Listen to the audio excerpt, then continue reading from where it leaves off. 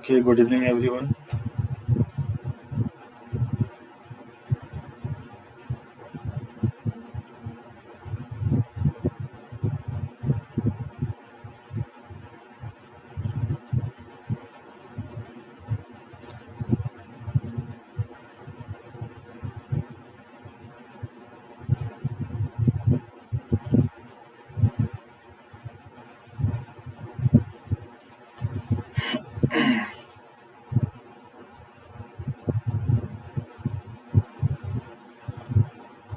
Good evening. चलिए अब हम लोग स्टार्ट करें।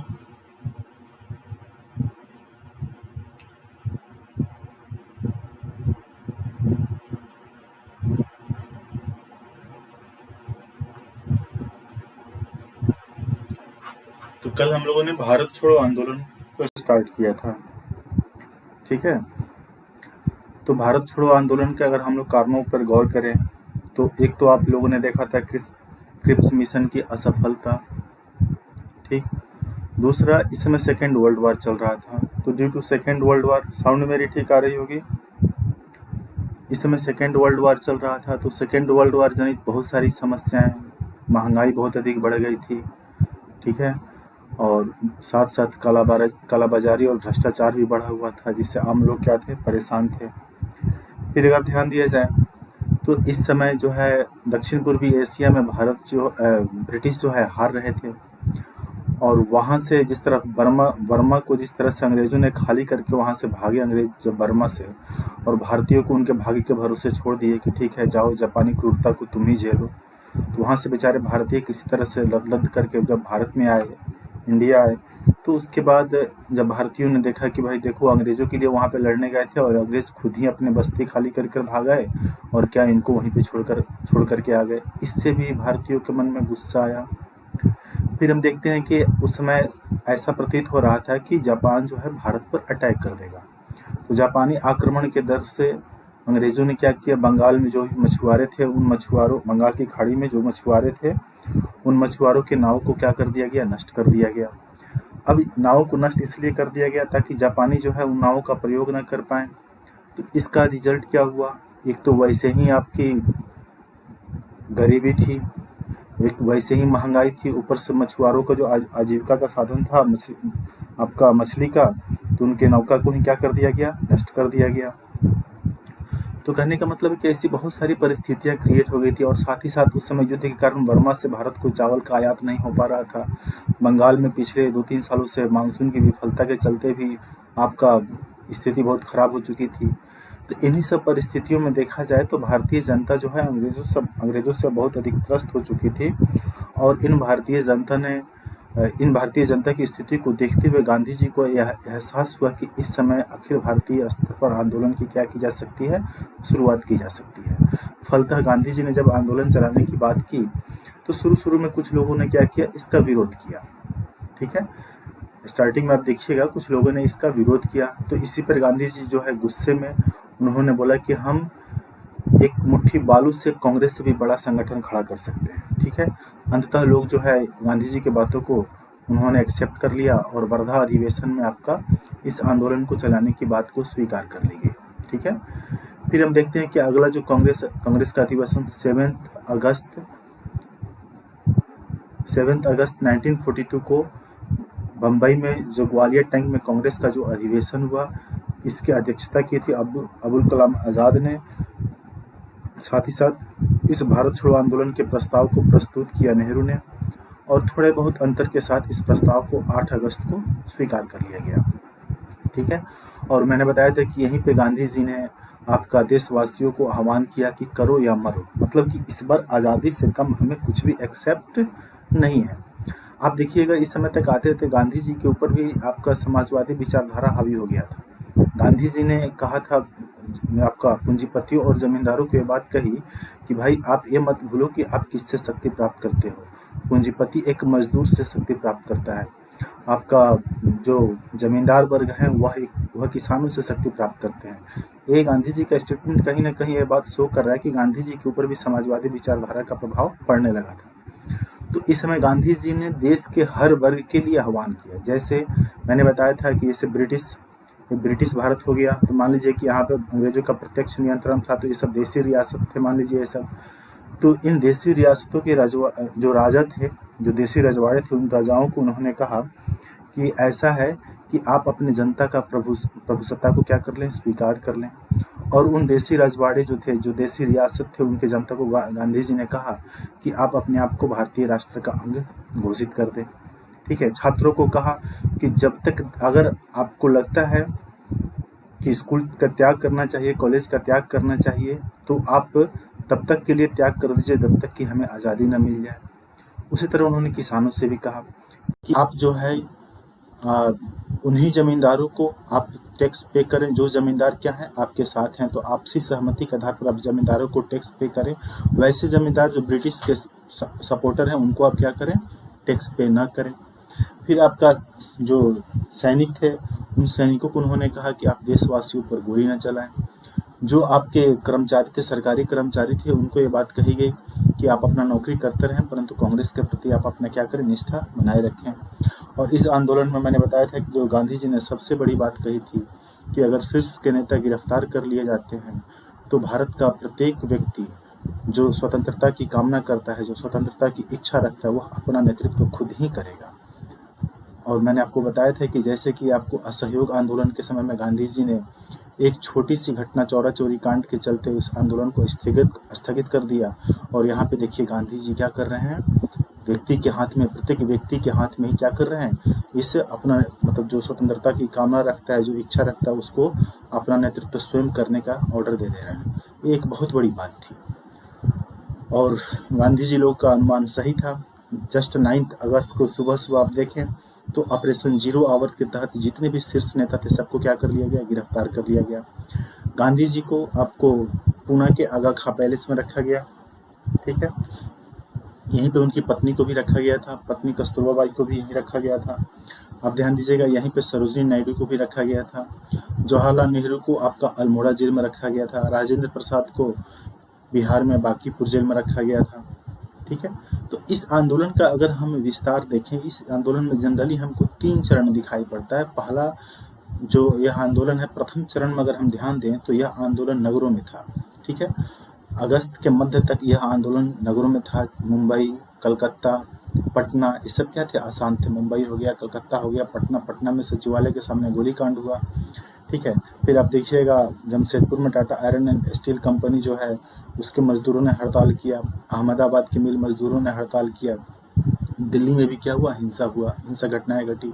तो कहने का मतलब है कि अगस्त मिड तक यह आंदोलन नगरों में था, परंतु अंग्रेजों के द्वारा जो दमनात्मक कार्रवाई की गई, उसके बाद अगस्त मिड के बाद हम देखते हैं कि यह आंदोलन कहाँ चला गया, आपका ग्रामीण क्षेत्रों में मूव कर गया।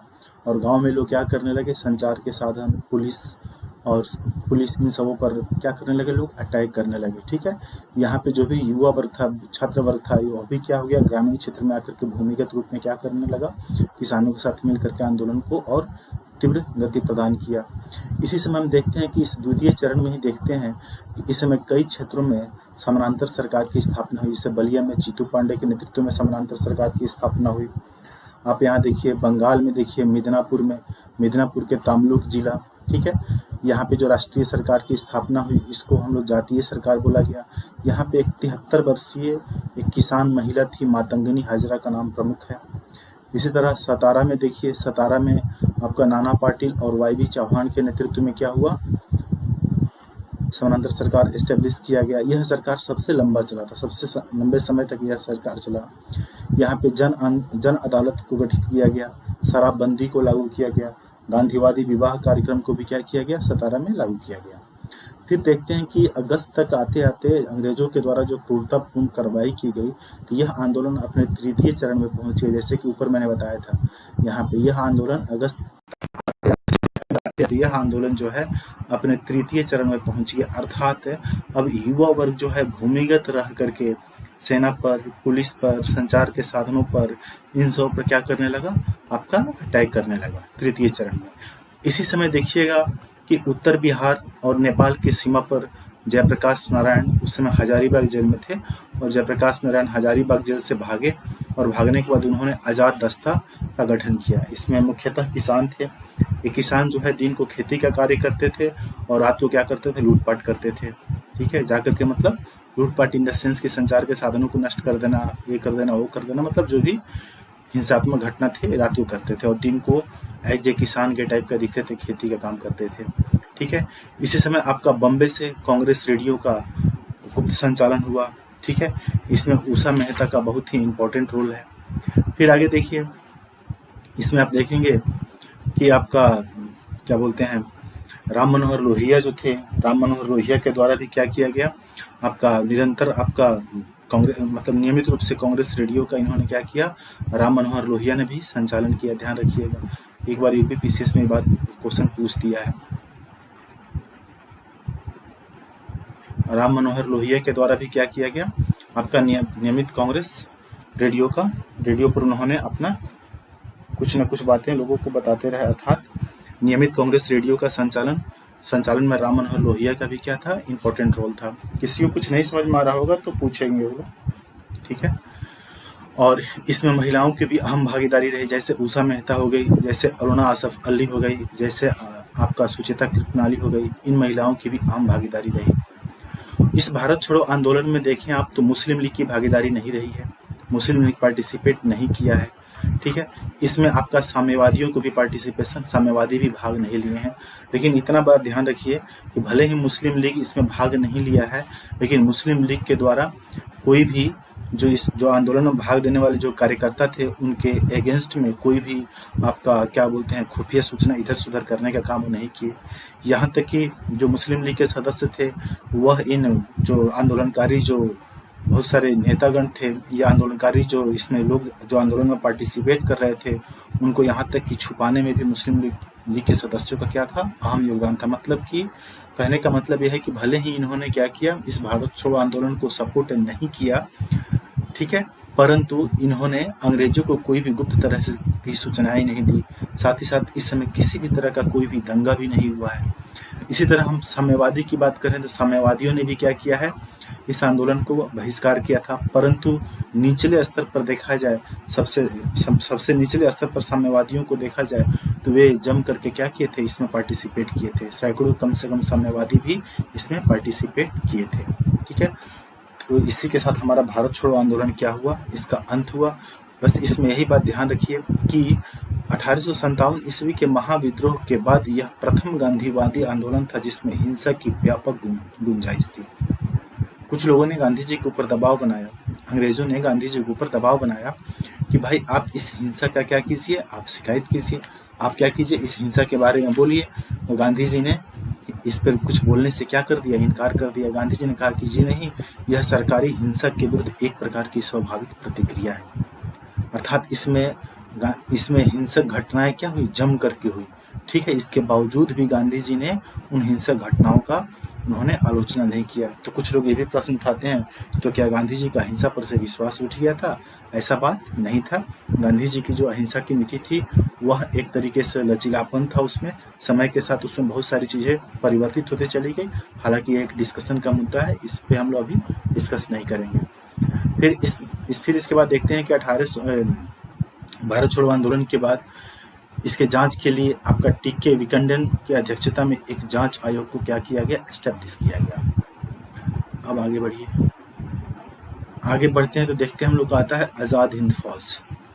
अगर जनरली देखा जाए तो आज़ाद हिंद फौज को अगर औपचारिक रूप से देखा जाए तो इसको एस्टेब्लिश करने वाले आपके कैप्टन मोहन सिंह थे। ठीक है, कैप्टन मोहन सिंह जो थे ब्रिटिश सेना के अंतर्गत ये क्या कर रहे थे, दक्षिण पूर्व एशिया में जापानियों के साथ लड़ रहे थे।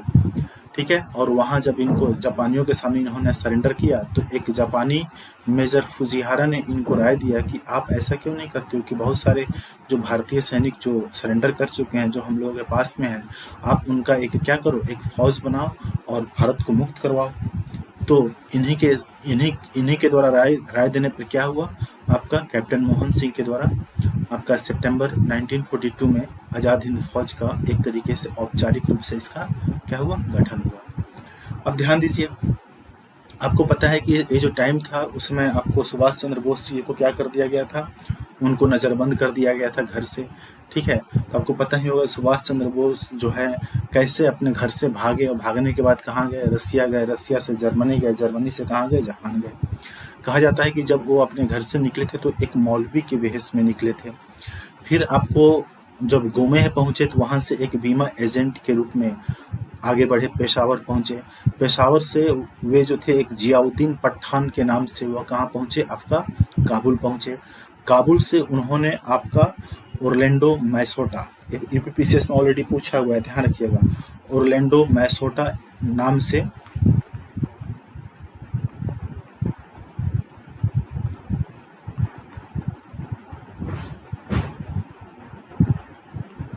ओरलैंडो मैसोटा के नाम से वो कहाँ पहुंचे, ओरलैंडो मैसोटा। यह इटालियन पासपोर्ट था उनका, ध्यान रखिएगा, इटालियन पासपोर्ट बनवाए और ओरलैंडो मैसोटा के नाम से वह कहाँ पहुंचे, रूस।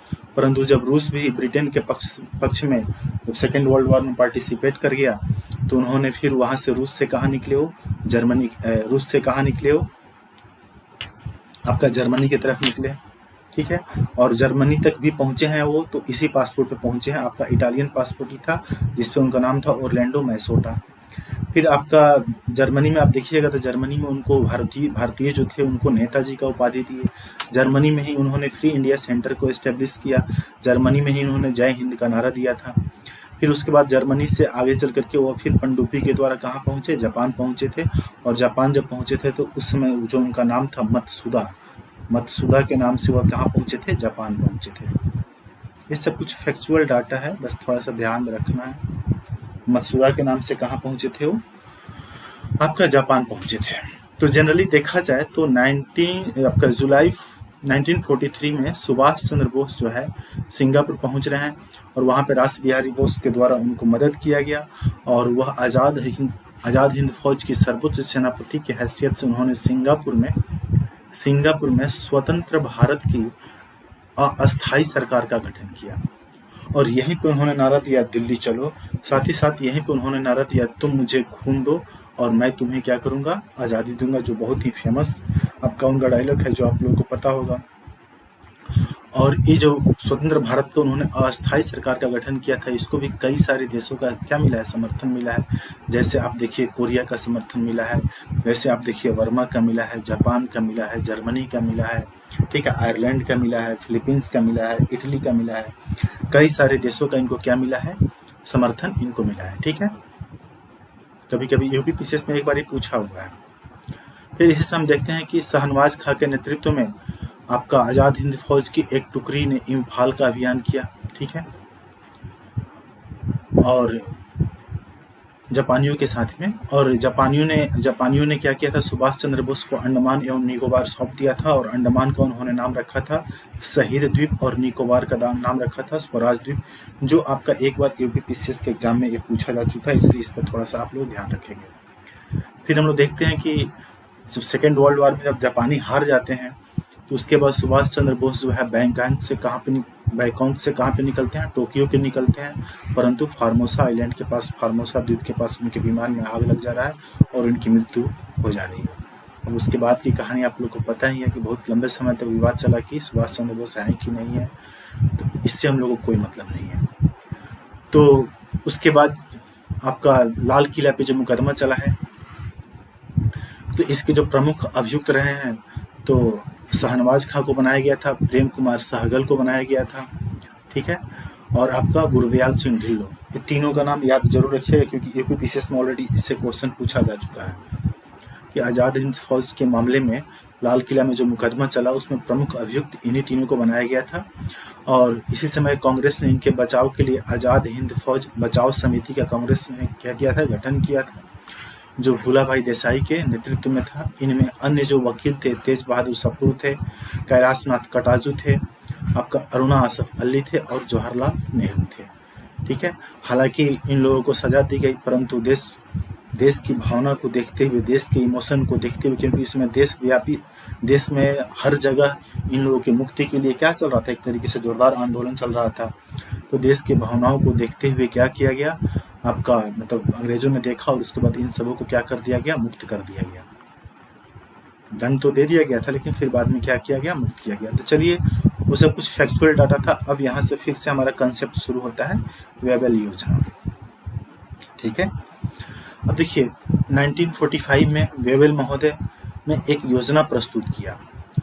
इस योजना में कहा गया कि वायसराय का जो परिषद है इसमें वायसराय और जो है सर्वोच्च सेनापति, वायसराय और सर्वोच्च सेनापति को छोड़ करके सभी मेंबर इसमें क्या होंगे, भारतीय होंगे। चलिए ये तो बहुत अच्छी बात थी। ठीक है, यहाँ तक तो आपका वेबल योजना बहुत ही प्रगतिशील है। साथ ही साथ आपको पता है कि वायसराय के पास वीटो का पावर था कि वो वीटो के पावर करके अपनी हर बात को, वीटो पावर लगा करके अपनी हर बात को मनवाने की कैपेसिटी रखता था।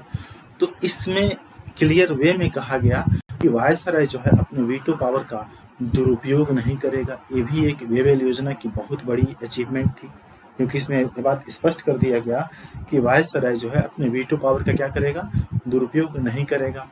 परंतु यहाँ देखिए इसमें एक बात कही गई थी, इसमें कांग्रेस और मुस्लिम लीग को, मतलब कांग्रेस और मुस्लिम लीग के द्वारा वायसराय के परिषद में जिन सदस्यों को भेजा जाएगा तो समान संख्या में भेजेंगे। मतलब उस समय वायसराय के परिषद में आपका 10 सदस्यों को अपॉइंट करना था, तो कहा गया कि 5 सदस्य जो है वह कांग्रेस भेजेगी और 5 सदस्य जो है वह मुस्लिम लीग भेजेगी। ठीक है, अब ये देखिए ये तो किसी भी हद से क्या है, किसी भी एंगल से क्या है, सही नहीं है। क्योंकि अगर एक तरीके से देखा जाए तो कांग्रेस जो है एक बहुत बड़ी संस्था थी जो समस्त भारतवासियों को क्या कर रही थी, आपका प्रतिनिधित्व कर रही थी, जबकि मुस्लिम लीग एक छोटे से अल्पसंख्यक वर्ग का क्या कर रही थी, प्रतिनिधित्व कर रही थी। इसके बावजूद कहा गया कि कांग्रेस और मुस्लिम लीग जो है वायसराय के परिषद में 10 लोगों को भेजना था, तो कहा गया कि 5 जो है कांग्रेस के तरफ से आएंगे और 5 जो है मुस्लिम लीग के तरफ से आएंगे। इसके बावजूद भी कांग्रेस ने इस वेबल योजना को क्या कर लिया, एक्सेप्ट कर लिया। चलिए ये बात तो ठीक है, कांग्रेस ने एक्सेप्ट कर लिया और कांग्रेस ने इसको एक्सेप्ट करने के बाद क्या किया, आपका जो 5 मेंबर को भेजा जाना था उसमें से मौलाना आज़ाद और अब्दुल गफ्फार खान को कांग्रेस की तरफ से अपॉइंट किया गया। यहीं पे मामला फंस गया। मुस्लिम लीग के द्वारा कहा गया कि भाई ऐसा है कि मुसलमानों को अपॉइंट करने का अधिकार सिर्फ मुस्लिम लीग का है। तो कांग्रेस ने कहा कि भाई मेरी जो पार्टी है वो तो नेशनल लेवल पे है, राष्ट्रीय स्तर पर है। हमारे पार्टी में तो हिंदू हैं, मुस्लिम हैं, सिख हैं, सारे के सारे हमारे पार्टी में क्या है, पारसी हैं, ईसाई हैं। हमारे पार्टी में तो सारे के सारे लोग हैं। हमारा पार्टी ऐसा तो नहीं है कि कांग्रेस का प्रतिनिधित्व, मुस्लिम का प्रतिनिधित्व तो नहीं करती है। हम तो मुस्लिम को भेजेंगे इसमें। तो जो 10 मेंबर भेजना, 5 मेंबर कांग्रेस को भेजना था, तो कांग्रेस ने क्या की थी, 2 मुस्लिम को भेज दिया था और इसी को लेकर के विवाद उत्पन्न हो गया और अंततः वेबल महोदय ने क्या कर दिया, इस योजना को कैंसिल कर दिया। होना ये चाहिए था कि वेबल महोदय को मुस्लिम लीग की बातों को इग्नोर करके क्या करना चाहिए था, आगे बढ़ जाना चाहिए था। परंतु वेबल महोदय ने मुस्लिम लीग की बातों को मानते हुए उन्होंने इस योजना को क्या कर दिया, कैंसिल कर दिया। अर्थात याद कीजिएगा, जब मैं आप लोगों को अगस्त प्रस्ताव पढ़ा रहा था तो अगस्त प्रस्ताव में मैंने बताया था कि इसमें मुस्लिम लीग को वीटो पावर मिला था। उसके बाद क्रिप्स मिशन में मैंने बताया था कि इसमें मुस्लिम लीग को पाकिस्तान की झलक दिखाई गई थी। और देखिए वेबल योजना में मुस्लिम लीग ने अपने वीटो का प्रयोग कर लिया। अर्थात भारत में कोई भी संवैधानिक विकास बिना इस अल्पसंख्यक वर्ग के सहमति का हो ही नहीं सकता है, जबकि ये सरासर गलत था। यहाँ पे वेबल महोदय को आगे बढ़ना चाहिए था, परंतु वेबल महोदय ने इस योजना को क्या कर दिया, कैंसिल कर दिया। ठीक, इसके बाद हमारा भारतीय नौसेना विद्रोह आ रहा है, जो फैक्चुअल डाटा है, इसमें कुछ है नहीं कुछ। ठीक है, इसमें आपको पता है कि बम्बे बंदरगाह पे जो तलवार नामक जो जहाज था उसके नाविकों ने क्या किया था, हड़ताल कर दिया था। हड़ताल करने के पीछे क्या कारण था, आपका नस्लवादी व्यवहार प्लस साथ साथ उनको जो सुविधाएं दी जाती थी वो सुविधाएं भी उनको अच्छी तरीके से नहीं प्रोवाइड की जा रही थी। फलतः आपका तलवार के नाविकों ने क्या कर दिया, विद्रोह कर दिया। इसी बीच में एक अन्य नाविक जो है, वस्तुतः देखा जाए तो एक नाविक जो है वीसी दत्त जी हैं। इन वीसी दत्त ने आपका अंग्रेजों भारत छोड़ो लिख दिया तलवार के जहाज पर। अब जब अंग्रेजों भारत छोड़ो लिख दिया तो इनको गिरफ्तार कर लिया गया। जब इनको गिरफ्तार कर लिया गया तो जो भी हमारे नाविक थे, ठीक है, उन लोगों ने मांग करना शुरू किया कि भाई ऐसा करो, इनको गिरफ्तार करो। साथ ही साथ इस मांग की भी शुरुआत हो गई कि आईएनए अर्थात आज़ाद हिंद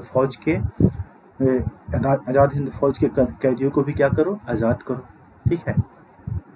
और इसके लिए हड़ताली नाविक जो थे, उन्होंने MS खान के नेतृत्व में एक हड़ताल समिति का गठन किया और ये जो है इनकलाब जिंदाबाद, जय हिंद, ठीक है, हिंदू मुस्लिम एकता जिंदाबाद, इस तरह के नारे लगाया करते थे। और इन्होंने अपने जहाज पर कांग्रेस का झंडा, तिरंगा, आपका लीग का हरा झंडा और कम्युनिस्टों के लाल झंडे को क्या किया, लगाया।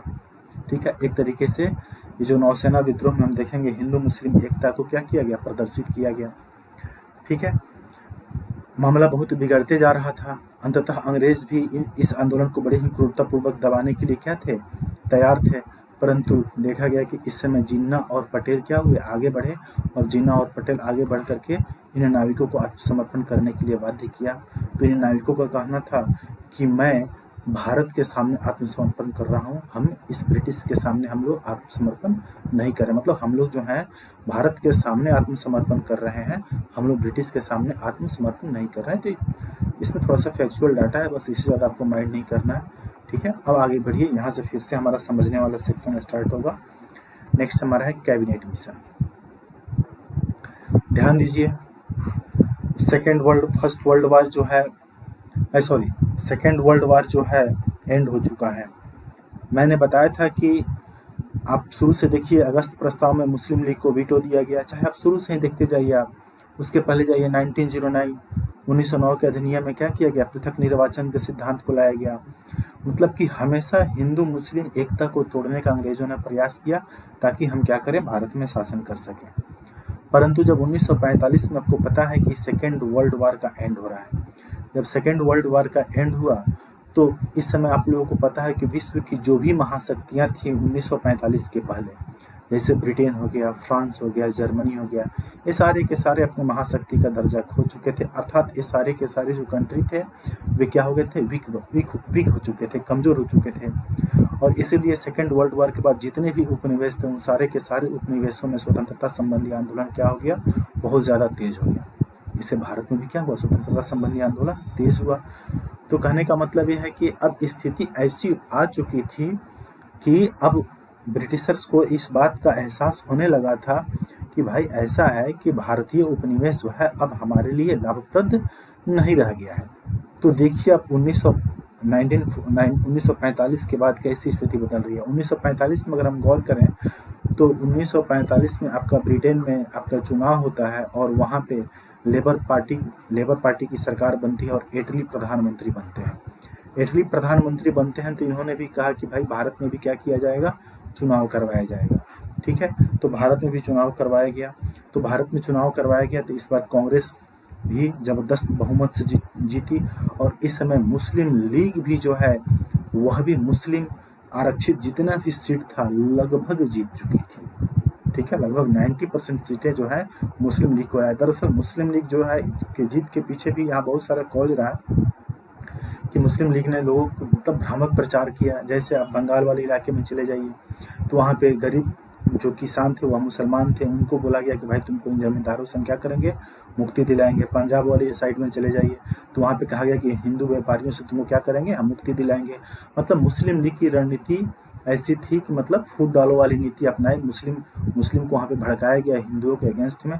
इसका रिजल्ट ये हुआ कि मुस्लिम लीग जो है जबरदस्त जो मुस्लिम आरक्षित सीटें थी लगभग जीत गई। ठीक है। और इसी समय एटली महोदय ने यह घोषणा किया, जो एटली महोदय ध्यान दीजिए मतलब जो जिस ब्रिटेन ने अगस्त प्रस्ताव में यह बात कहा था कि भारत में कोई भी संवैधानिक परिवर्तन स्वीकार नहीं किया जाएगा जब तक कि उसमें अल्पसंख्यक वर्गों की सहमति न हो। वहीं आते आते आप यहाँ पे देखिए, यहाँ पे एटली महोदय कह रहे हैं कि भारत में बहुसंख्यकों के संवैधानिक विकास को मतलब बहुसंख्यकों के संवैधानिक प्रगति पर अंकुश लगाने का कोई अधिकार नहीं है। बात समझ में आ रहा है? तो आखिर ब्रिटिश का अब नीति चेंज क्यों हो रहा है? तो अगर आप लोग यहाँ पे ध्यान दें कि ब्रिटिश नीति चेंज होने के पीछे पर्पस क्या है, तो ध्यान दीजिएगा सेकेंड वर्ल्ड वार के बाद अब ब्रिटेन जो है भारत का कर्जदार हो चुका था। भारत से पहले क्या था, उनको फायदा होता था, यहाँ से धन की निकासी के रूप में बहुत बड़ा मत जाता था यहाँ से इंग्लैंड। अब ये जाना बंद हो गया, उल्टे जो है ब्रिटेन हमारा क्या हो गया, कर्जदार हो गया। ठीक है। दूसरा देखें तो इस समय तक आते आते आप देखिएगा लोगों के अंदर राष्ट्रवादी भावना जो है वह प्रबल हो चुकी थी। ठीक है। अब ब्रिटिशर्स को इस बात का एहसास हो चुका था कि भाई सेना और पुलिस का हम भारतीयों के खिलाफ यूज नहीं कर सकते हैं।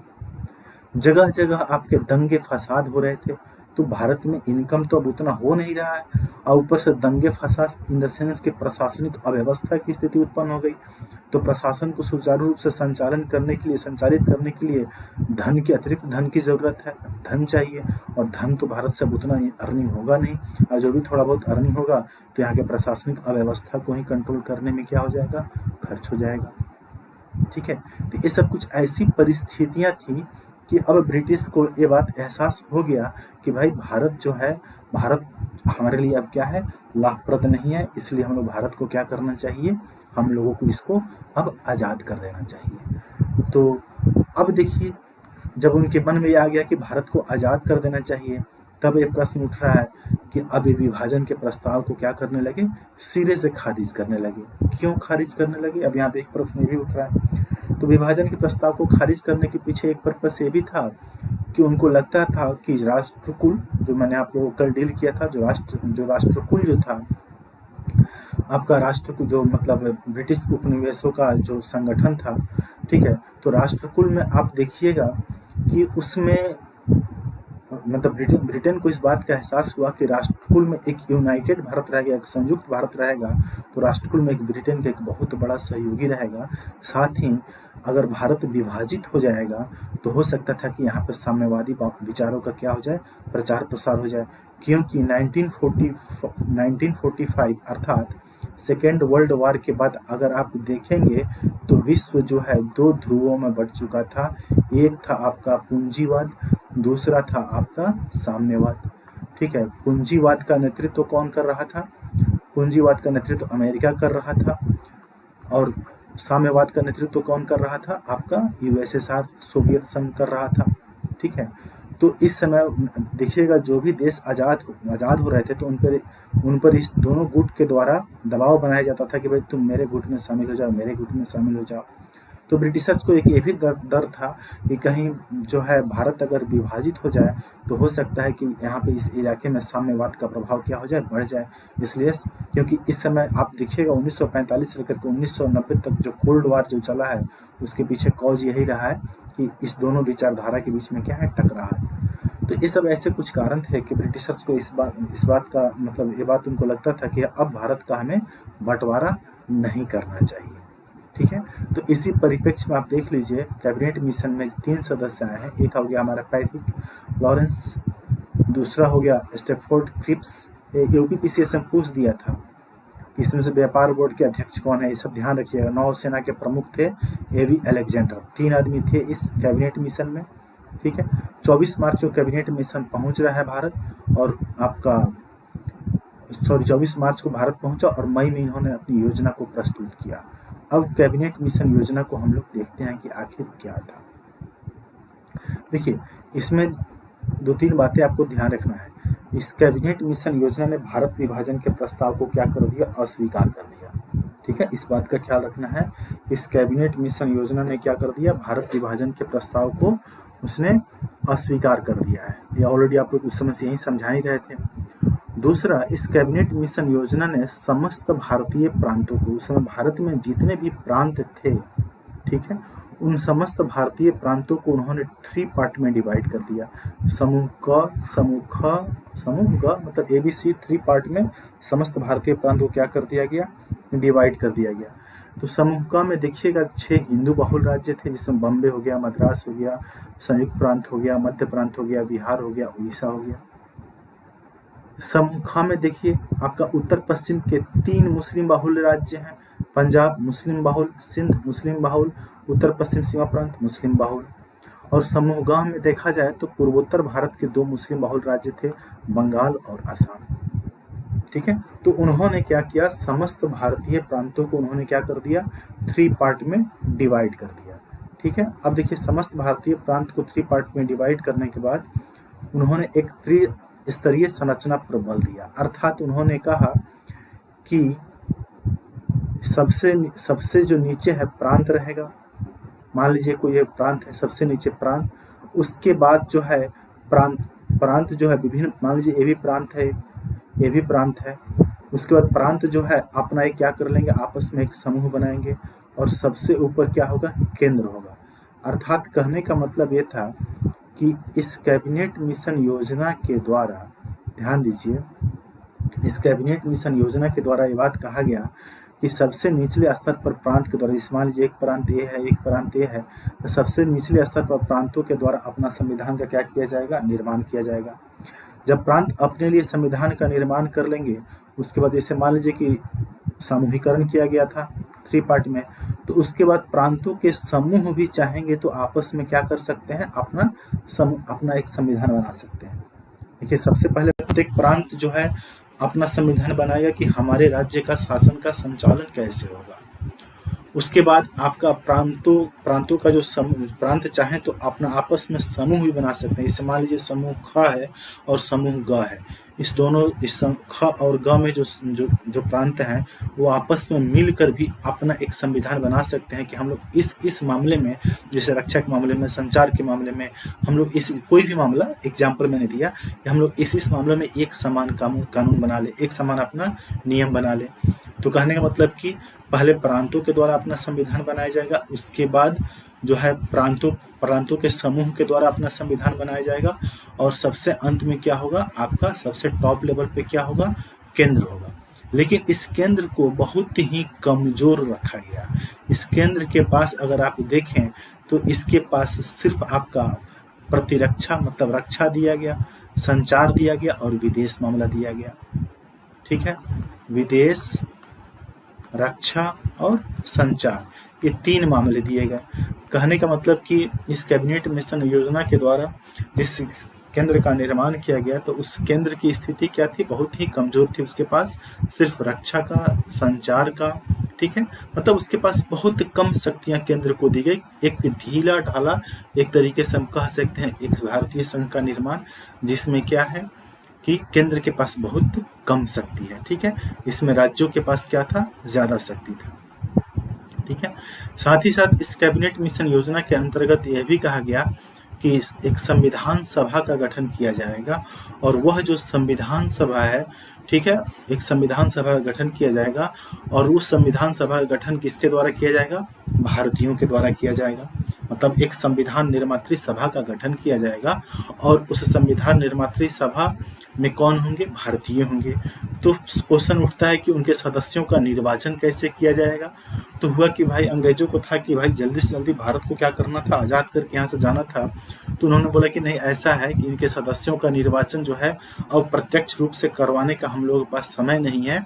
तो हम ऐसा करते हैं कि प्रांत जो हैं, जितने प्रांत हैं, प्रांतों की जो विधानसभा के सदस्य हैं, उन्हीं के द्वारा क्या किया जाएगा, इसके सदस्यों को निर्वाचित किया जाए। अर्थात हम कह सकते हैं कि वर्तमान में जो संविधान का निर्माण हुआ है, तो संविधान निर्मात्री जो सभा था उसके सदस्यों का अप्रत्यक्ष रूप से क्या हुआ है, चुनाव हुआ है। अर्थात जो संविधान निर्मात्री जो सभा थी उसके सदस्य जो हैं भारतीय जनता के द्वारा सीधे निर्वाचित नहीं है। इसी पर कुछ लोग आक्षेप भी उठाते हैं कि हम लोग क्या बोलते हैं, हम भारत के लोग, जनता के द्वारा इसे क्या किया गया है। परंतु कुछ लोग जो आक्षेप उठाते हैं वही कहते हैं कि भाई संविधान निर्मात्री जो सभा थी उनके सदस्यों का निर्वाचन सीधे भारत की जनता के द्वारा नहीं किया गया। परंतु ये हटा दीजिए, इस मुद्दे को मैंने ऐसे ही बोल दिया। यहाँ पे आपको ध्यान देने वाली बात नहीं है। यहाँ पे इस बात को माना जाता है कि यहाँ पे संप्रभुता जो है जनता में ही निहित है, जनता इसको क्या कर रही है, स्वीकार कर रही है। ठीक है, और भारतीय संविधान भी इस बात को क्या करती है, स्वीकार करती है। तो यहाँ पे जो मेरे कहने का मतलब ये है कि चूंकि अंग्रेजों के पास समय का अभाव था, इसलिए संविधान निर्मात्री सभा के जो सदस्य थे उन सदस्यों का निर्वाचन जो है प्रत्यक्ष रूप से नहीं करवा करके क्या किया गया, अप्रत्यक्ष रूप से करवाया गया। और इसमें भी जो टर्म एंड कंडीशन था कि प्रत्येक 10 लाख की जनता पर एक प्रतिनिधि को निर्वाचित करना था। अर्थात मान लीजिए अगर राज्य ए है, इसकी जनसंख्या अगर 20 लाख है, तो 20 लाख में से कितने सदस्य, 20 लाख है तो यहाँ पे कितने सदस्य, आपका 2 सदस्य अपॉइंट होंगे, मतलब 10 लाख की जनता पर एक प्रतिनिधि को अपॉइंट किया जाना था। तो यहाँ पे मेरा ये कहने का मतलब था कि कैबिनेट मिशन के अंतर्गत संविधान सभा का भी गठन करने का बात किया गया था, एक संविधान निर्मात्री सभा के गठन करने की बात की गई थी। साथ ही साथ कैबिनेट मिशन के द्वारा एक अंतरिम सरकार के गठन का भी प्रस्ताव था। इस अंतरिम सरकार में आपका 14 सदस्यीय एक अंतरिम सरकार के गठन की बात की गई थी, जिसमें से 6 कांग्रेस के सदस्य, 5 जो है मुस्लिम लीग के सदस्य, एक आपका ईसाई हो गया, एक आपका पारसी हो गया, मतलब हर वर्ग से क्या किया गया है, कोशिश किया गया है लेने का। ठीक है, तो इस कैबिनेट मिशन प्लान को एक तरीके से देखा जाए तो कांग्रेस और मुस्लिम लीग जो है क्या किया है, स्वीकार कर लिया। परंतु आगे चल करके एक मुद्दे पर विवाद हो रहा है, ध्यान दीजिएगा यहाँ पे, आगे चल करके एक मुद्दे पर विवाद हो रहा है। वह मुद्दा था प्रांतों के सामूहिकरण का मुद्दा। ऊपर जो मैंने आपको बताया था कि सबसे नीचे प्रांत के द्वारा क्या किया जाएगा, अपने संविधान का निर्माण किया जाएगा। फिर मैंने बताया था कि इसके ऊपर क्या होगा कि प्रांत यदि चाहेंगे तो आपस में मिल करके, इस मान लीजिए कि 2-3 प्रांत हैं, 4 प्रांत हैं, आपस में मिल करके अपने संविधान का निर्माण कर लिए। एक तरीके से देखिए यहाँ पे पाकिस्तान की झलक कैबिनेट मिशन ने पाकिस्तान के प्रस्ताव को, अर्थात भारत विभाजन के प्रस्ताव को अस्वीकार कर दिया था, परंतु प्रांतों के समूहीकरण के माध्यम से वे अप्रत्यक्ष रूप से पाकिस्तान को, मतलब पाकिस्तान के मांग को मान रहे थे। मतलब एक तरीके से इनडायरेक्ट पाकिस्तान यहाँ पे क्या है, बन रहा था। जैसे मान लीजिए कि प्रांत जो है अपना क्या कर लिया, संविधान का निर्माण कर लिया। तो आप देखे होंगे क में केवल हिंदू बाहुल है, ख में मुस्लिम बाहुल है, ग में मुस्लिम बाहुल है। तो ये दोनों आपस में मिलकर भी क्या कर सकते हैं, अपना एक अलग संविधान का निर्माण कर लें कि भाई हम लोग इस पावर के लिए, इस शक्ति के लिए हम लोग आपस में मिलकर के अपना एक नियम बना लेते हैं। तो एक तरीके से इस कैबिनेट मिशन प्लान में भी पाकिस्तान की झलक थी। भले ही कैबिनेट मिशन प्लान के अंतर्गत भारत विभाजन के प्रस्ताव को क्या किया गया था, अस्वीकार कर दिया गया था। तो देखिए विवाद का मुद्दा क्या है। कांग्रेस ने कहा कि भाई प्रांतों का सामूहिकरण अनिवार्य नहीं है। मुस्लिम लीग ने कहा कि नहीं भाई, प्रांतों का सामूहिकरण क्या है, अनिवार्य है। बस इसी बात पर विवाद हुआ और अंततः क्या हुआ, मुस्लिम लीग के द्वारा 16 अगस्त को क्या कर दिया गया, आपका 16 अगस्त को मुस्लिम लीग के द्वारा क्या किया गया, यहाँ पे 47 कर दीजिए। अंततः मुस्लिम लीग के द्वारा 16 अगस्त को क्या किया गया, आपका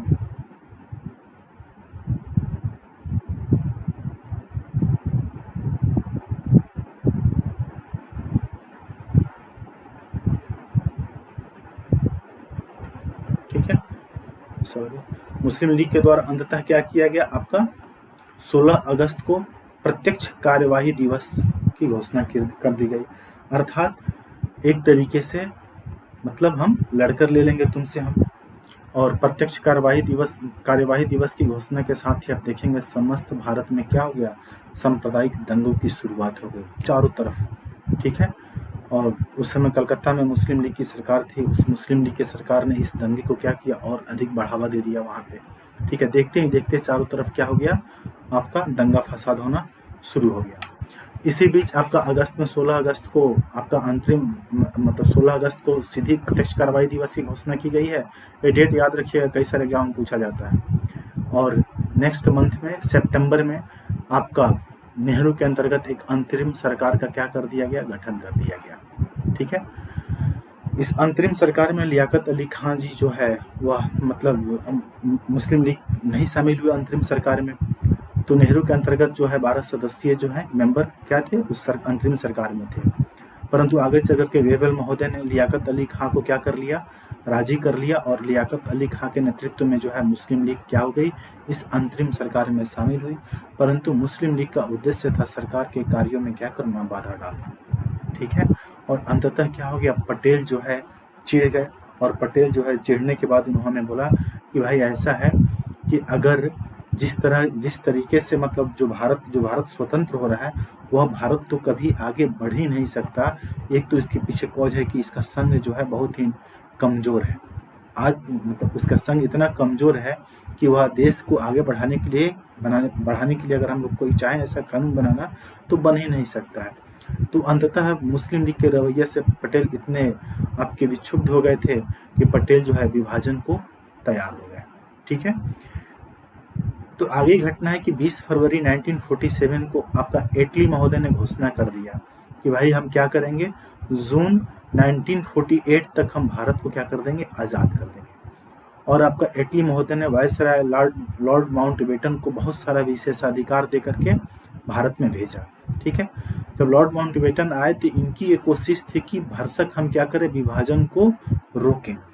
ठीक है, इनकी भरसक यही कोशिश थी कि कैबिनेट मिशन प्लान को लागू किया जाए, परंतु जब लॉर्ड माउंटबेटन को इस बात का एहसास हो गया कि कैबिनेट मिशन प्लान को लागू करना क्या है, मुश्किल है, अतः जो है लॉर्ड माउंटबेटन साहब जो है विभाजन के लिए क्या हो गए, तैयार हो गए। लॉर्ड माउंटबेटन की जो आरंभिक योजना थी उसको डिक्की बर्ड योजना या बाल्कन प्लान कहा गया। अगर इस योजना को भारत के द्वारा स्वीकार कर लिया जाता तो भारत के पता नहीं कितने टुकड़े हो जाते, परंतु इस योजना को क्या कर दिया गया, अस्वीकार कर दिया गया। आगे जून 1947 में आपका माउंटबेटन योजना आया। अगर देखा जाए तो इस माउंटबेटन योजना को दरअसल बनाने वाले पटेल थे। पटेल जो है अपने सचिव बीपी मेनन की सहायता से क्या किया था, इस माउंटबेटन योजना को पटेल ने क्या किया था, बनाया था, और इसी योजना को हम लोग माउंटबेटन योजना के नाम से क्या कर दिया गया, प्रस्तुत कर दिया गया। इसमें भारत और पाकिस्तान दो डोमिनियन स्टेट्स की बात की गई। साथ ही साथ जितने भी देशी रजवाड़े थे, जो देशी रियासत थे, उनको कहा गया कि आप भी अपने सुविधा अनुसार या तो भारत में या तो पाकिस्तान में आप क्या हो जाएं, सम्मिलित हो जाएं। ठीक है, और आप अंततः देखिए आपका 18 जुलाई 1947 को ब्रिटिश सरकार के द्वारा इसको क्या कर दिया गया, इस प्रस्ताव को अनुमोदित कर दिया गया, और 4 अगस्त को देखें तो ब्रिटिश सम्राट का इस पर हस्ताक्षर हो गया, और अंततः 14 अगस्त को पाकिस्तान का निर्माण हुआ और आपका 15 अगस्त को भारत का। ठीक है, इसी के साथ हमें अब आज़ादी मिल चुकी है। कुछ फैक्चुअल डाटा है, देख लें आप। ये जो अंतरिम मंत्रिमंडल इन द सेंस की जो नेहरू के अंतर्गत जो अंतिम मंत्रिमंडल का जो गठन किया गया था, उसमें से जवाहरलाल नेहरू क्या थे, कार्यकारिणी परिषद के उपाध्यक्ष थे। ध्यान रखिएगा, अध्यक्ष वायसराय था, इस बात को हमेशा केयर कीजिएगा, नहीं तो ऐसा नहीं कि नेहरू को ही उपाध्यक्ष मार दीजिएगा।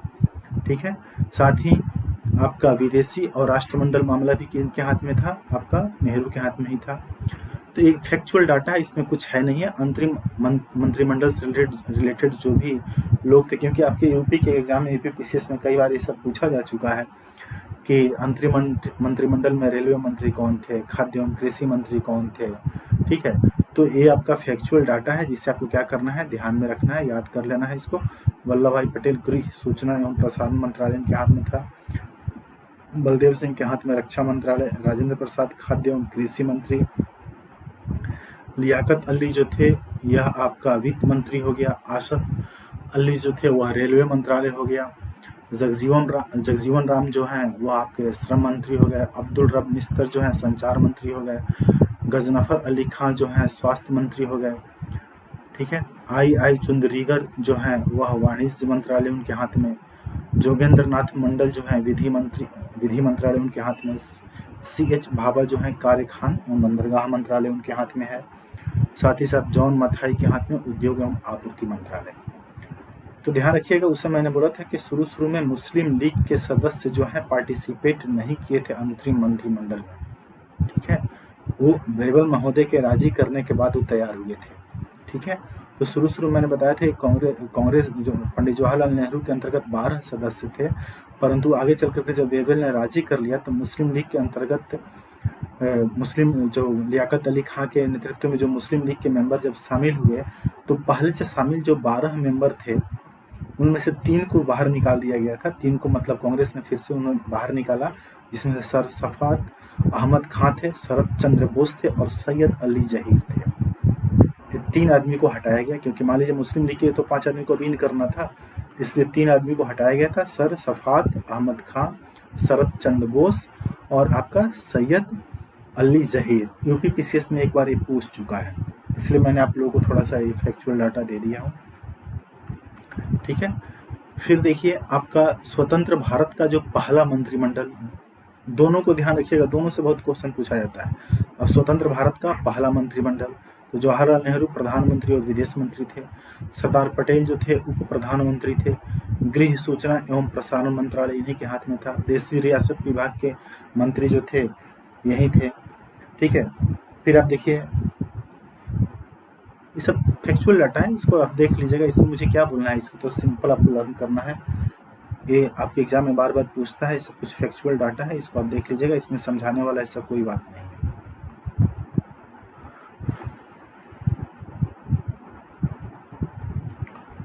तो अभी तक हम लोगों ने देश को आज़ाद तो कर दिया, परंतु अगर किसी को भी कुछ भी प्रॉब्लम हो तो पूछ सकता है।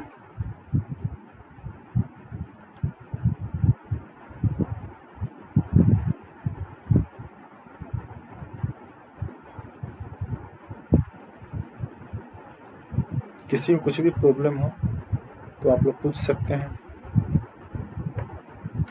चलिए, तो थोड़ा हम लोग एक काम करते हैं।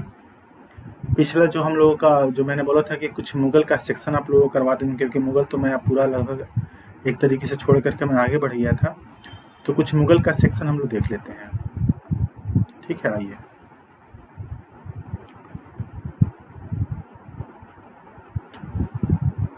देखिए, मुगल साम्राज्य की बात करें तो इसके अंतर्गत सबसे पहले हम लोग स्रोत की चर्चा करते हैं।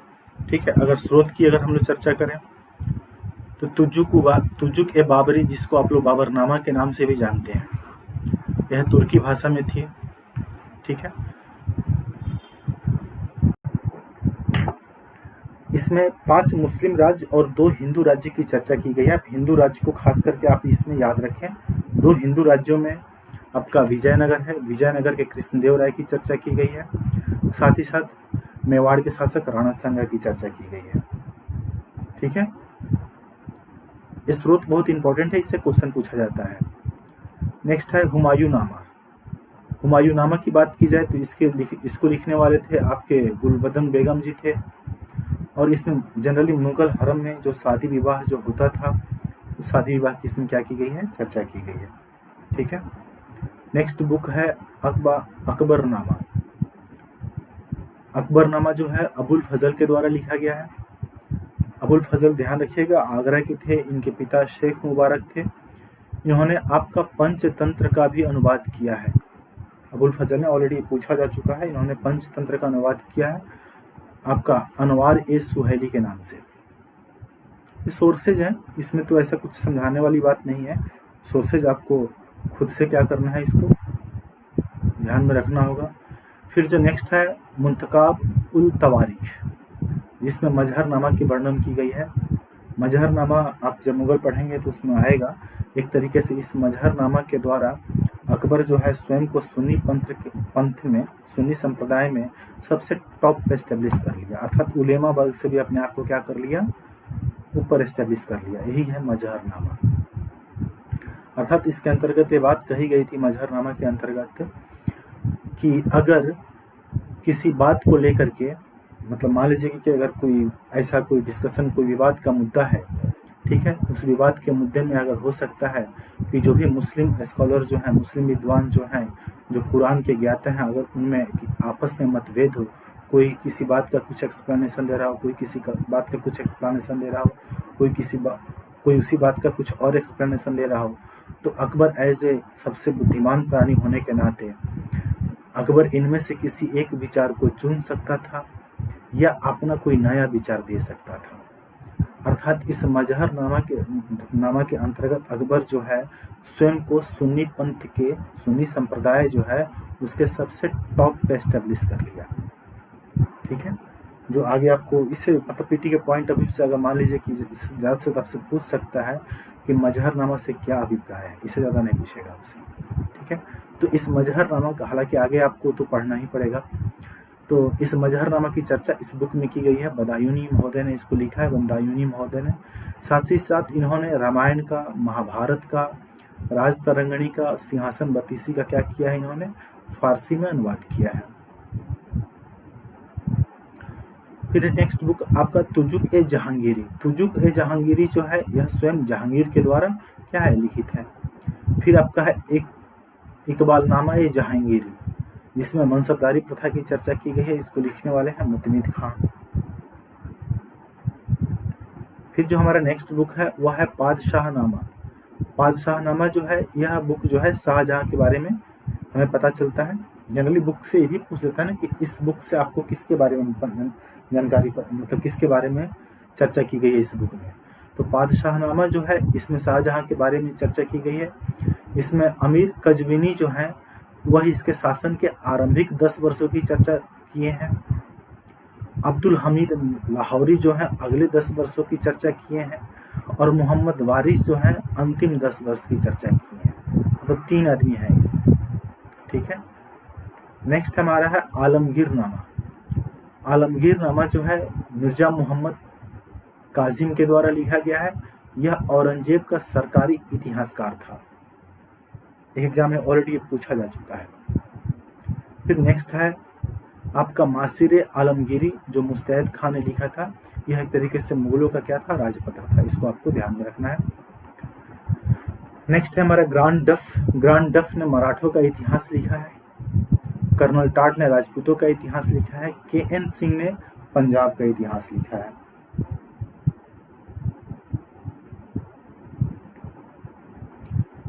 कुछ विदेशी भी हैं, इन विदेशियों के बारे में भी पता रहना चाहिए। मैचिंग के लिए पूछ देता है, जैसे कि विजयनगर साम्राज्य के अंतर्गत मैंने आपको वहाँ भी बताया था कुछ विदेशी यात्रियों के बारे में, तो यहाँ भी कुछ विदेशी यात्रियों को जान लीजिए। रॉल्फ फिश जो है अकबर के टाइम में आया था। विलियम हॉकिंस भी किसके टाइम में आया था, ऑलरेडी आप लोग पढ़े ही हैं हॉकिंस के बारे में, जहांगीर के टाइम में। फिर ट्रेविनियर जो है एक फ्रांसीसी व्यापारी था, यह शाहजहां के टाइम में आया था, ठीक है।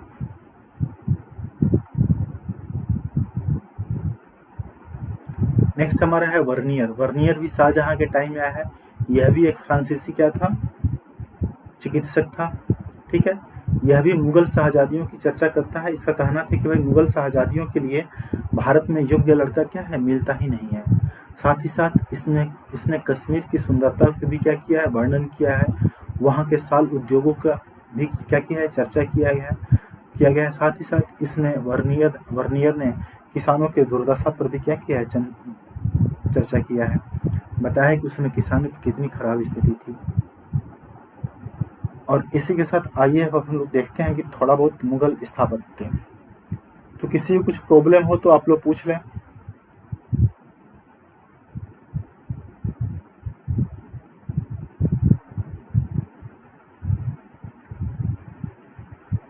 ये थोड़ा सा मैं आप लोग को एक्स्ट्रा, क्योंकि जनरली क्लास तो खत्म हो ही गया है, लेकिन एक्स्ट्रा मुगल का मैंने सोचा कि चलो कुछ सेक्शन आप लोगों को क्या किया जाए, बता दिया जाए। तो अभी तक किसी को कोई प्रॉब्लम नहीं होना चाहिए।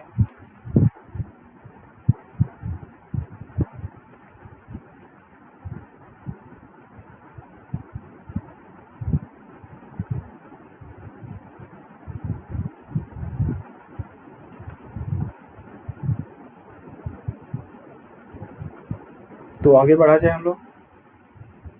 चलिए आइए मुगल स्थापत्य देखते हैं। मुगल स्थापत्य की खासियत यह है कि इसमें हिंदू मुस्लिम तत्वों का क्या है, आपस में समन्वय है। साथ ही साथ इसमें देखिएगा अलंकरण पे बहुत अधिक जोर दिया गया है। मुगल कालीन जो स्थापत्य है इसमें अलंकरण पे क्या किया गया है, ज्यादा जोर दिया गया है। अलंकरण में देखें तो पित्रुदा शैली से तात्पर्य होता है कि दीवारों पर बहुमूल्य पत्थर एवं रत्नों से जो काम किया गया है उसी को क्या बोला गया है, आपका पित्रुदा शैली। देखिए आगे आएगा, एग्जाम में पूछता भी है कि किसमें पित्रुदा शैली का सबसे पहले बार प्रयोग किया गया है, ठीक है। तो ये हो गया हमारा पित्रुदा शैली। नेक्स्ट आता है आपका चार बाग शैली। चार बाग शैली से आशय यह है कि एक वर्गाकार खंड और एक वर्गाकार खंड जो है 4 एक समान वर्गों में विभाजित हो, उसी को चार बाग शैली कहा जाता है। मतलब मुगल स्थापत्य पढ़ने से पहले थोड़ा सा आप इसको समझ लीजिए, 2 चीज़ों को, चार बाग शैली और आपका पित्रुदा शैली, ठीक है। तो हम लोग आगे बढ़ते हैं, देखते हैं कि मुगल शासकों के द्वारा किसके द्वारा किस चीज़ का निर्माण किया गया है।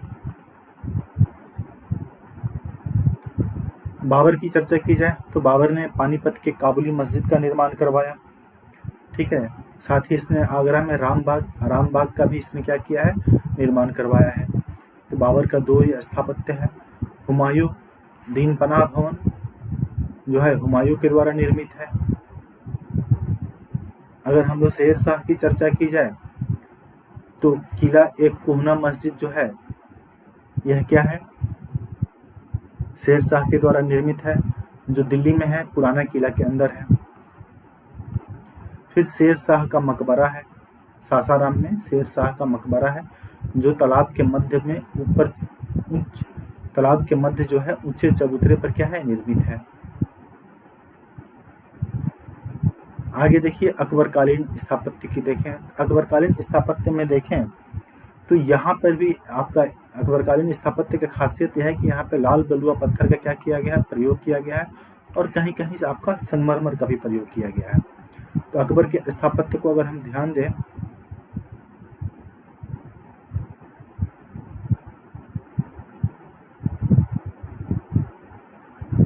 तो दिल्ली के अंतर्गत देखा जाए हुमायूं का मकबरा, यह जो हुमायूं का मकबरा है यह 4 बाग शैली, ठीक है, यह जो हुमायूं का मकबरा है यह आपका 4 बाग शैली एवं दोहरे गुंबद का इसमें क्या किया गया है, प्रयोग किया गया है। अब 4 बाग शैली आप जानते ही होंगे, और गुंबद तो आपको दिल्ली सल्तनत के स्थापत्य मैंने बताया ही था। तो यहाँ पे दोहरे गुंबद का क्या किया गया है, प्रयोग किया गया है। तो हुमायूं का जो मकबरा है यह हुमायूं की पत्नी जो है हाजी बेगम के देखरेख में इसका निर्माण किया गया है, और हुमायूं के मकबरे को ताज का पूर्वगामी कहा गया है, इस बात का ध्यान रखिएगा। नेक्स्ट हमारा है आगरा, ठीक है। आगरा किले में 2 दरवाजा है,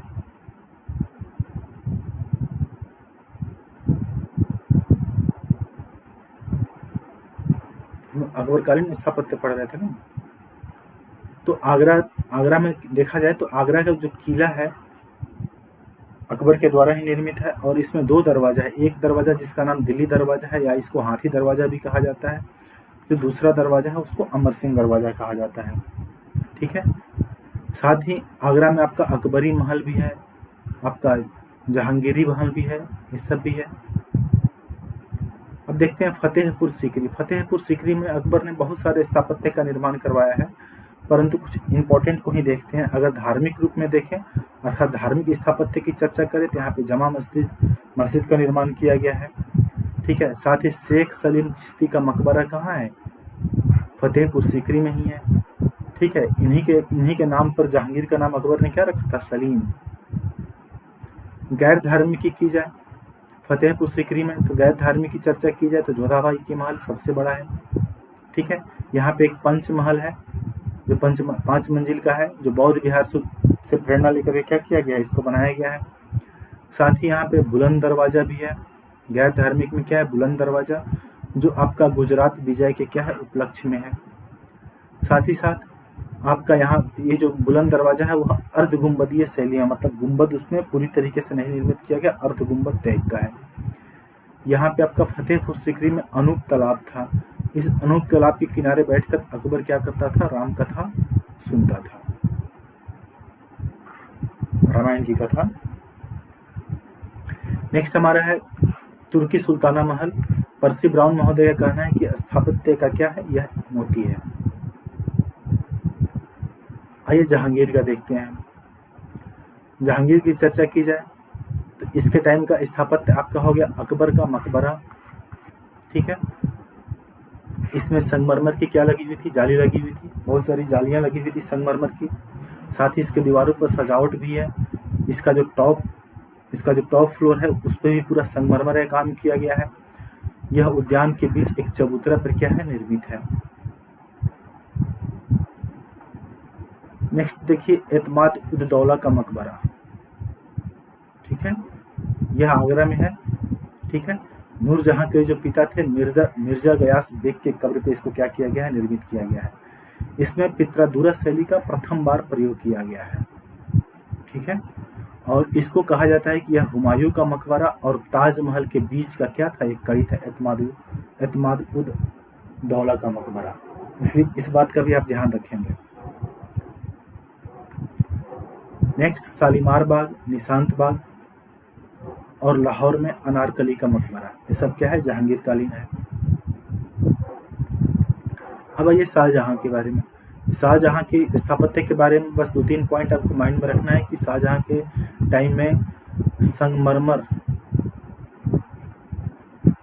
संगमरमर का व्यापक प्रयोग किया गया है। साथ ही साथ इस काल में अलंकरण पर विशेष ध्यान दिया गया है।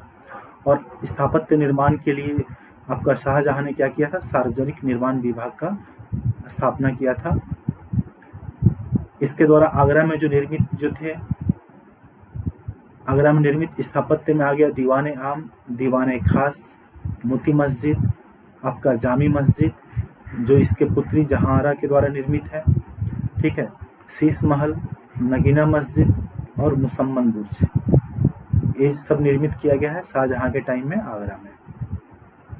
फिर देखिए ताजमहल। ताजमहल के बारे में तो आप लोग ऑलरेडी जानते ही होंगे, बहुत सारा फैक्ट है। हालांकि इसका जो प्रमुख वास्तुकार था वह अहमद लाहौरी था, और जो इसका प्रधान मिस्त्री था वह क्या था, उस्ताद ईसा था।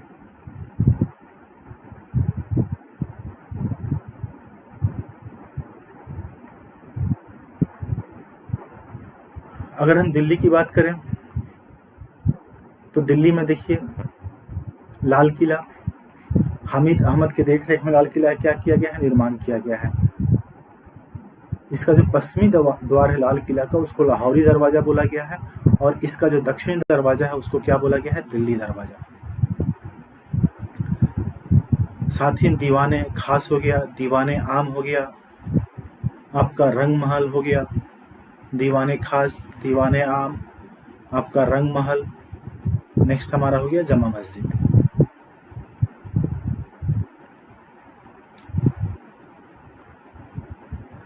देखिए औरंगजेब कालीन अगर हम लोग स्थापत्य देखें तो आपका एक बहुत ही इम्पोर्टेंट है जो ऑलरेडी पूछा जा चुका है कई सारे एग्जामों में, मोती मस्जिद।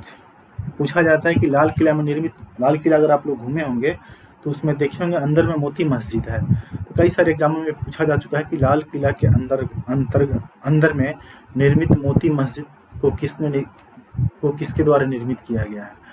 तो हम लोग क्या करते हैं, अधिकांश बच्चे क्या करते हैं, भाई लाल किला शाहजहां को टिक लगाते हैं, लेकिन ध्यान रखिएगा लाल किला में जो मोती मस्जिद है उसको औरंगजेब के द्वारा क्या किया गया है, निर्मित करवाया गया है। साथ ही साथ आपका बादशाही मस्जिद जो है यह लाहौर में निर्मित था।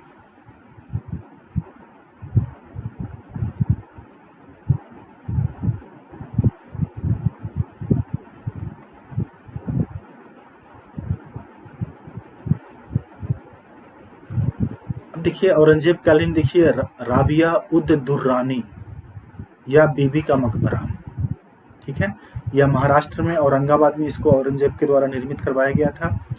इसको जो है काला पत्थर से इसका निर्माण करवाया गया, और कोई कहता है कि भाई औरंगजेब जो है वह ताजमहल का एज ए नकल करना चाह रहा था। ये हमारा हो गया दिल्ली सल्तनत का स्थापत्य, ठीक है। अब देखिए स्थापत्य के अलावा अगर हम देखें तो हम लोगों का आर्ट एंड कल्चर का कुछ सेक्शन आपका रह जा रहा है। जैसे अगर हम लोग केयर करें तो अगर हम लोग दिल्ली सल्तनत स्थापत्य तो देखे हैं, लेकिन दिल्ली सल्तनत के स्थापत्य के अंतर्गत भी बहुत सारी प्रांतीय शैलियाँ हैं जिसको भी देखना रह गया है। फिर अगर हम लोग देखें आर्ट एंड कल्चर का ही सेक्शन अगर है तो इसमें देखिए तो हम लोग आपका चित्रकला का भी सेक्शन रह गया। हालांकि दिल्ली सल्तनत के अंतर्गत अगर देखा जाए तो शुरू में बात माना जाता था कि एज ए इस्लामिक शरीयत के अनुसार जीवित जानवरों का चित्र बनाना क्या है, वह मान्य नहीं है। इसलिए माना गया कि दिल्ली सल्तनत के अंतर्गत चित्रकला का निर्माण नहीं होता था। परंतु जो नवीन शोध हुआ है, इन नवीन शोधों के अंतर्गत इस बात का पता चल चुका है कि दिल्ली सल्तनत के अंतर्गत भी आपका चित्र बनाया जाता था। जैसे इल्तुतमिश के दरबार में जो खलीफा का जो दूत आने वाला था, तो उस समय बहुत सारा सजावट जो किया गया था उसमें चित्रकारी भी किया गया था। मुबारक शाह के द्वारा भी क्या मुबारक शाह के काल में भी क्या किया गया, बहुत सारी चित्रकारी का आपको साक्ष्य मिलता है। तो कहने का मतलब है कि पहले तो ये बात कहा जाता था कि दिल्ली सल्तनत में चित्रकारी का साक्ष्य नहीं है, परंतु नवीन शोध जो हुआ है उसमें इस बात का पता चल गया है, ठीक है। तो दिल्ली सल्तनत के अंतर्गत हालांकि उतना तो नहीं है, लेकिन मुगल काल में जब आएंगे तो यहाँ पे आपको पेंटिंग बहुत डिटेल्स में देखना होगा। फिर आपको शुरू से अंत तक चित्रकला की अगर बात किया जाए, पेंटिंग की अगर बात किया जाए, तो आपको पता होगा कि सबसे पहला पेंटिंग हम लोगों को कहाँ पे मिला था। आप लोगों को जब मैंने स्टार्ट किया था तो मैंने बताया था कि सबसे पहला साक्ष्य हमें कहाँ पे मिला है? उच्च पूरा पाषाण काल में गुफा, आपका गुफा चित्र का पहला साक्ष्य हमको मिला है। वहीं करेंगे तो एक तरीके से वहां से हम लोग क्या करेंगे, स्टार्ट करेंगे और हम लोग आधुनिक चित्रकला तक आएंगे। तो मतलब कहने का मेरा मतलब है कि चित्रकला का सेक्शन हम लोगों का छूटा हुआ है। हम लोगों का मूर्ति कला, मूर्ति निर्माण की जितनी भी शैलियाँ थी वो छूटा पड़ा है। स्तूप के बारे में रह गया है। फिर आपका मंदिर निर्माण रह गया है, द्रविड़ शैली के मंदिर, नागर शैली के मंदिर, ठीक है, वेसर शैली के मंदिर, इन मंदिरों की क्या खासियत है, कहाँ के मंदिर किस शैली में निर्मित है। फिर आपका सूफी भक्ति आंदोलन, भक्ति एवं सूफी आंदोलन। तो मेरा ये कहना है कि हम लोग का आर्ट एंड कल्चर का सेक्शन रह गया है। तो आप लोगों का एग्जाम पास में है, तो आप लोग जो भी आपके पास नोट्स होगा तो इससे आप लोग अभी काम चला लेंगे, ठीक है। जो नेक्स्ट हम लोगों का आपका, हालांकि कल से आपकी क्लास कंटिन्यू होगी, अब कल से आपको पता चल जाएगा कोचिंग के थ्रू कि आपका कल से कौन सा सेक्शन